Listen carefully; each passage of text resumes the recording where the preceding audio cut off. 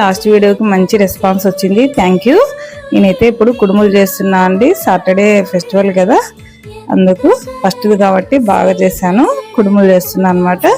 కందిబ్యాలు నేను 2 hours ముందే నానబెట్టాను. ఇలా నానబెడితే తిన్న తర్వాత చాలా మందికి గ్యాస్ ట్రబుల్ అవుతుంది.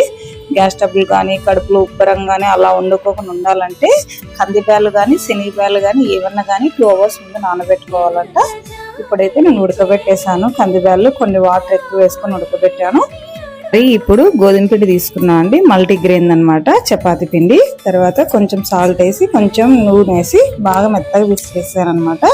ఇప్పుడైతే కందిబ్యాలు 75% ఉడికిపోయాయి. తర్వాత వాటర్ అన్ని వంచేసి పక్కన గిన్నెలోకి, తర్వాత బెల్లం దాని తగ్గట్టు వేసేసి ఒక 5 minutes ఆవిరికి పెట్టేసేయాలి. ఇప్పుడు మిక్సీ పెట్టుకోవాలన్నమాట. మెత్తగా అయిపోతుంది, బెల్లం కూడా బాగా స్మూత్ అయిపోతుందండి. మనము రుబ్బుకునే కన్నా ఇది చాలా బెటర్ అనమాట. చాలా టేస్టీగా వచ్చింది, చూడండి ఎంత బాగుందో, స్మూత్గా వచ్చేసింది అనమాట. నేను ఇప్పుడు వాటర్ ఉంచి పెట్టాను కదా కందిబ్యాలవి, దాంతో నేను రసం చేస్తా. మా సైడ్ అయితే ఓలిగ రసం అంటారనమాట. చాలా టేస్ట్ ఉంటుంది. దీంట్లోకి 1 spoon యాలక్ వేసాను, అరుగుదలకు మంచిగా ఉంటుంది అనేసి. ఇప్పుడు ఇలా అంతా చేసేసుకొని మెత్తగా, గోధుమ పిండి మెత్తగా అయిపోయిందండి. ఇప్పుడైతే పూరి సైజ్ తిక్కొని ఇట్లా ప్రెస్ చేసుకోవడమే, ఎంత కావాలంటే అంత పెట్టేసి. ఇప్పుడు ముందుగానే ఆయిల్ వేడెక్కిందండి, ఫ్రై చేసుకోవడం.